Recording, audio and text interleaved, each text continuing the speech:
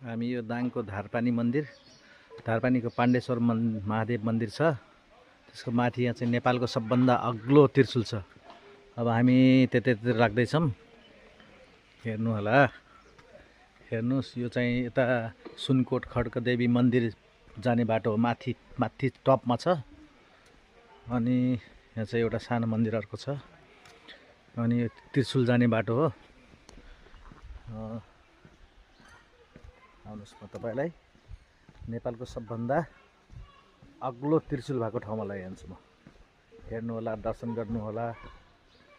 हेर्नुहोस् है, अब आयो नेपालकै सबभन्दा अग्लो त्रिशूल। यसरी हामी यताबाट जान्छौँ। यताबाट गएर सर यहाँ नेपालको सबभन्दा अग्लो त्रिशूल।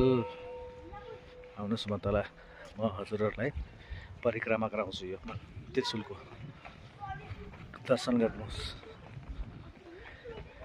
यहाँ पहिला के अरे 5 पाण्डवले कौरवहरूलाई मारिसकेपछि, जितिसकेपछि अनि यहाँ आफ्नो पाप पखाल्न यहाँ आएर हवन कुण्डमा हवन गरेर अनि यहाँ पूजाआजा गरेर यहाँबाट महादेवलाई बोलाउनु पऱ्यो। अनि महादेव प्रकट हुनुभयो।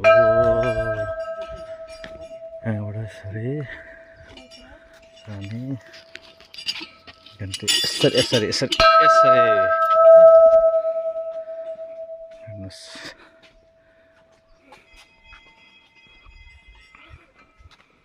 एरिया ठुलो छ यो।